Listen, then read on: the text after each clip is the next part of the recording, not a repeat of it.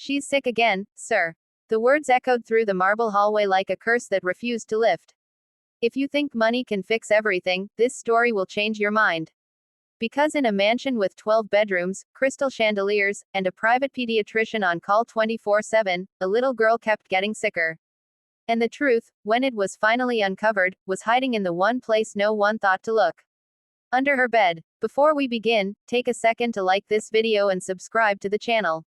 Stories like this remind us that sometimes the greatest dangers, and the greatest miracles, are closer than we think. Armin Shah had built his empire from nothing. By 42, he owned tech companies across 3 continents. Business magazines called him the self-made genius of the decade. Investors admired him. Competitors feared him. But none of that mattered when he stood outside his daughter's bedroom at 3 in the morning, listening to her cough. 7-year-old Alina had been fragile since she was 5. That's how the doctors described it at first. Recurrent fevers, night terrors, sudden breathing problems, unexplained fatigue. Specialists from Dubai, London, and Singapore ran tests. Blood work, allergy panels, neurological scans. Nothing. Stress, one doctor suggested carefully. Children can internalize things. But Armin dismissed that. What stress could a child possibly have? She had everything: private tutors, a playroom bigger than most apartments, a wardrobe that rivaled celebrity kids. Yet she kept getting worse. Her mother, Samira, had passed away 2 years earlier in a car accident. Since then, the house had felt colder, quieter. Even with staff bustling around, there was an emptiness no amount of money could fill. Maybe that was the stress, some whispered. To manage things, Armin hired the best nanny agencies in the country. Most lasted a few months. Some said Alina was difficult. Others complained about the strict rules of the household. Then came Nadia. She wasn't from a fancy agency. She had previously worked for a school for children with special needs.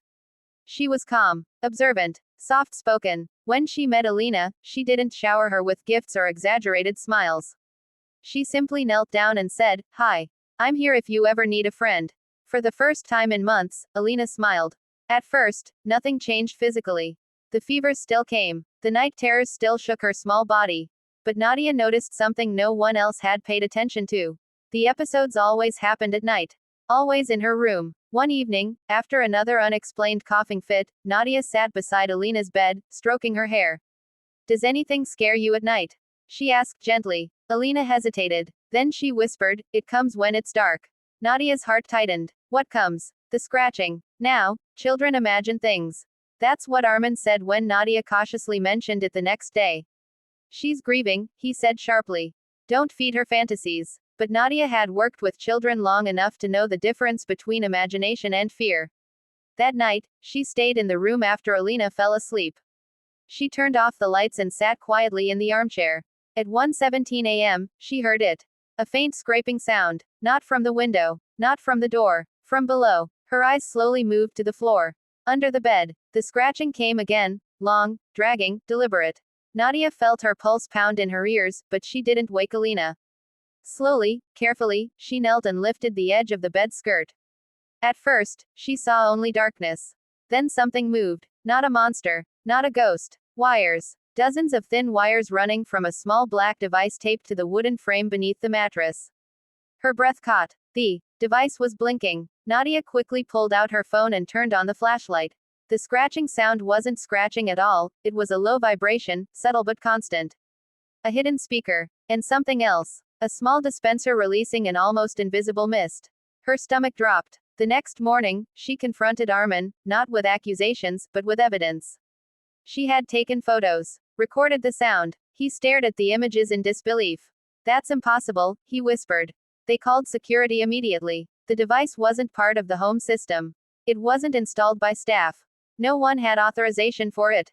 Police were involved. The investigation revealed something chilling. The device was emitting low-frequency sound waves, inaudible to adults but disturbing enough to disrupt a child's sleep cycle. The mist contained mild allergens. Not lethal, just enough to trigger coughing, feverish symptoms, breathing discomfort. It was deliberate. But why? As authorities dug deeper, they uncovered that Armin had recently been in a hostile corporate takeover battle. A rival company had tried, and failed, to acquire his firm. Lawsuits followed. Public humiliation. Financial loss. Someone wanted revenge. Not by attacking him directly, but by attacking what he loved most. The device had been planted weeks before Nadia's arrival. Hidden during a routine maintenance visit arranged by an outsourced contractor, one connected to the rival firm. When the arrests were made, Armin didn't feel triumph. He felt guilt. For months, he had blamed doctors. Stress. Even, privately, Alina herself for being too sensitive. He had never once knelt down to truly listen. After the device was removed, the change was almost immediate. The night terrors stopped. The coughing disappeared. Her energy slowly returned. She began playing in the garden again. Laughing. Drawing pictures that didn't use only dark colors. One evening, as the sun dipped behind the trees, Alina sat beside Nadia and said, "It's quiet now." Nadia smiled. "Yes, it is." Armin stood a few feet away, watching them. He realized something that day no business deal had ever taught him. You can build the tallest towers in the world and still miss what's happening under your own roof. He had provided luxury, but Nadia had provided attention. And attention saved his daughter's life. Months later, Armin established a foundation, not in his own name, but in Alina's. It focused on child safety awareness and background verification for home staff and contractors. He spoke publicly about the incident, not as a billionaire, but as a father who almost lost what mattered most. In interviews, he said something that surprised many. "The bravest person in my house wasn't me. It was the nanny who listened." Alina eventually returned to school. She made friends. She grew stronger. And every night before bed, she checked under it herself, not out of fear, but with a giggle. "Nothing there," she'd say.